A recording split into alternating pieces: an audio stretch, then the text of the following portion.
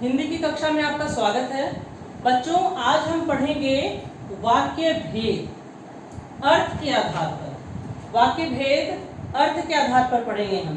और भी होते हैं, रचना के आधार पर भी होते हैं, सरल, संयुक्त और मिश्रित वाक्य होते हैं। आज हम पढ़ेंगे अर्थ के आधार पर वाक्य भेद। तो बताया जाता है कि वाक्य से किस प्रकार अर्थबोध हो रहा है और उसके आधार पर जब वाक्यों को वर्गीकृत किया जाता है, वाक्यों को बांटा जाता है, तो उसे हम अर्थ के आधार पर वाक्य भेद कहते हैं। अर्थ के आधार पर वाक्य के कुल 8 भेद होते हैं, जिनमें से आज की कक्षा में हम 4 भेद पढ़ेंगे। आज की कक्षा में हम वाक्य के 8 भेद होते हैं, परंतु आज हम 4 भेद पढ़ेंगे और 4 भेद अगली कक्षा में पढ़ेंगे। तो वाक्य के इन 4 भेद के बारे में हम पढ़ेंगे। वाक्य का जो पहला भेद हम पढ़ेंगे वह है विधानवाचक वाक्य। विधानवाचक वाक्य, विधानवाचक वाक्य जिसमें कि किसी व्यक्ति, वस्तु या कार्य के बारे में सामान्य जानकारी मिलती है हमें इस वाक्य से, उसे विधानवाचक वाक्य कहते हैं। जैसे यदि हम कहेंगे प्रभात प्रतिदिन विद्यालय जाता है, मोहन प्रतिदिन विद्यालय जाता है, सीता पत्र लिखती है, वह आम खाता है, मैं अभी सो रहा हूं। तो इस तरह के जो वाक्य होते हैं जिनसे कि कार्य की या व्यक्ति वस्तु की सामान्य जानकारी प्राप्त होती है, इन्हें विधानवाचक वाक्य कहते हैं। दूसरा भेद है निषेधवाचक वाक्य। निषेधवाचक वाक्य, जैसा कि हम पढ़ रहे हैं निषेध है ना, प्रतिबंध। तो जहां भी निषेधवाचक वाक्य है, तो जब वाक्य से हमें यह बोध हो, जहां पे नहीं, मत, न आदि का प्रयोग हो, तो उसे निषेधवाचक वाक्य कहते हैं। जैसे मजदूरों ने परिश्रम पूर्वक काम नहीं किया, यहाँ पे नहीं का प्रयोग है, तो यह निषेधवाचक वाक्य है। मैं विद्यालय नहीं जाता हूं, वह नहीं पढ़ती है, वहां मत खेलो।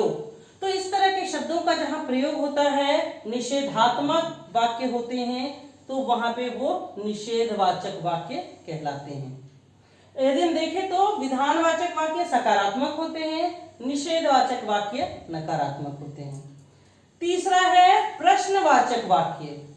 प्रश्नवाचक वाक्य ऐसे वाक्य जिससे कि प्रश्न पूछने का बोध हो, जिससे कि प्रश्न पूछने का बोध हो, वैसे वाक्य प्रश्नवाचक वाक्य कहलाते हैं। बहुत सारे प्रश्न होते हैं शब्दों को लगाकर, क्या, कब, कहाँ, किसका, कौन, है ना, कैसे। तो ये सारे जो प्रश्न सूचक शब्दों का प्रयोग किया जाता है जिन वाक्यों में, वह है प्रश्नवाचक वाक्य। इसे पहचानना बहुत आसान होता है, आसानी से हम पहचान सकते हैं, प्रश्नवाचक शब्दों का प्रयोग है। तो ये है प्रश्नवाचक वाक्य। ठीक है, प्रश्नवाचक वाक्य में प्रश्नवाचक चिन्ह का प्रयोग किया जाता है। और चौथा है आज्ञावाचक वाक्य, जहां पे कि जिन वाक्यों से आज्ञा, अनुमति या निर्देश देने का बोध हो, ऐसे भाव प्रकट हो, तो वह आज्ञावाचक वाक्य कहलाता है। यहाँ पे आज्ञावाचक वाक्य में हम लोगों को ऐसा बोध होता है, ऐसा प्रकट होता है जैसे कुछ निर्देश दिया जा रहा हो, अनुमति लेने का, आज्ञा लेने का। तो ऐसे भाव बोध जहां हो, वे आज्ञावाचक वाक्य कहलाते हैं। तो बच्चों, हमने पढ़ा विधानवाचक वाक्य, निषेधवाचक वाक्य, प्रश्नवाचक वाक्य और आज्ञावाचक वाक्य। आज 4 भेद हमने पढ़ा। तो अब हम यहाँ पे देखेंगे, परीक्षा में जो प्रश्न पूछे जाते हैं कि वाक्य भेद को परिवर्तित किया जाता है। आपको विधानवाचक वाक्य में कोई वाक्य दे दिया जाएगा, आपको कहा जाएगा कि इसे निषेधवाचक वाक्य में बदलें या इसे प्रश्नवाचक वाक्य में बदलें। इस तरह की परीक्षा में प्रश्न आते हैं। तो हम ये देखेंगे कैसे हम बदलेंगे। जैसे विधानवाचक वाक्य में है प्रभात प्रतिदिन विद्यालय जाता है, यहाँ पे ये विधानवाचक वाक्य है। अब हम इसे परिवर्तित करेंगे निषेधवाचक वाक्य में, तो हम यहाँ पे नहीं का प्रयोग करेंगे। तो हम लिखेंगे प्रभात प्रतिदिन विद्यालय नहीं जाता है। अब यहाँ पे यदि इसे हम प्रश्नवाचक वाक्य में बदलेंगे, तो इसमें हम क्या लिखेंगे कि प्रभात प्रतिदिन विद्यालय कैसे जाता है। या फिर ऐसे बोल सकते हैं कि क्या प्रभात प्रतिदिन विद्यालय जाता है, तो हम इसको प्रश्नवाचक वाक्य में परिवर्तित किए। तो इस प्रकार से वाक्यों में परिवर्तन होता है। जैसे यदि लिया जाए मजदूरों ने परिश्रम पूर्वक काम नहीं किया, यहाँ पे ये निषेधवाचक वाक्य है, मजदूरों ने परिश्रम पूर्वक काम नहीं किया। अब मैं यदि पूछूंगी कि इसे आप विधानवाचक वाक्य में परिवर्तित करें, तो यहाँ पे क्या लिखेंगे, मजदूरों ने परिश्रम पूर्वक काम किया। यदि इसे कहा जाए कि प्रश्नवाचक वाक्य में इसको परिवर्तित किया जाए, तो इसे बदलेंगे कैसे कि मजदूरों ने परिश्रम पूर्वक कहां काम किया, या फिर क्या मजदूरों ने परिश्रम पूर्वक काम किया। तो यहाँ पे प्रश्न पूछने का बोध हो रहा है, तो ये हो जाएगा प्रश्नवाचक वाक्य। यानी एक वाक्य को हम अलग अलग तरह से उसको प्रयोग कर सकते हैं। आज्ञावाचक वाक्य या यहाँ पे प्रश्नवाचक वाक्य में एक और उदाहरण हमारे पास है, 4 दिन से लगातार वर्षा कहाँ हो रही है। यहाँ पूछा जा रहा है, प्रश्नवाचक वाक्य है कि 4 दिन से लगातार वर्षा कहाँ हो रही है। इसे विधानवाचक वाक्य में लिखेंगे तो कैसे लिखेंगे, 4 दिन से लगातार वर्षा हो रही है।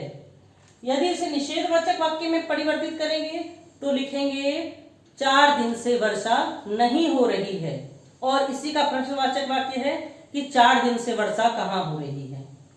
आज्ञावाचक वाक्य की यदि बात करें तो बाहर जाओ, अंदर आओ, जहां पे आज्ञा का बोध हो। सुमन बहुत अच्छा पत्र लिखो, एक आज्ञा दी जा रही है, सुमन है कि बहुत अच्छा पत्र लिखो। अब यदि हम इसका परिवर्तन करेंगे विधानवाचक वाक्य में, तो हो जाएगा सुमन बहुत अच्छा पत्र लिखती है। निषेधवाचक वाक्य में सुमन बहुत अच्छा पत्र नहीं लिखती है। यदि इसे परिवर्तित करेंगे प्रश्नवाचक वाक्य में, क्या सुमन बहुत अच्छा पत्र लिखती है। और यदि आज्ञावाचक वाक्य की बात की जाए तो आज्ञा देंगे कि सुमन बहुत अच्छा पत्र लिखो, यहाँ पे आज्ञा का बोध हो रहा है। तो बच्चों इस प्रकार हमने पढ़ा विधानवाचक वाक्य, निषेधवाचक वाक्य, प्रश्नवाचक वाक्य और आज्ञावाचक वाक्य। ये 4 वाक्य भेद हमने पढ़ा। इसके बाद और 4 वाक्य भेद हैं। तो अर्थ के आधार पर मैंने पहले बताया कि अर्थ के आधार पर वाक्य के 8 भेद होते हैं। तो ये 4 भेद हमने पढ़ा, 4 भेद हम अगली कक्षा में पढ़ेंगे। तो ये 4 आपने समझे, और विधानवाचक वाक्य, निषेधवाचक वाक्य, प्रश्नवाचक वाक्य और आज्ञावाचक वाक्य।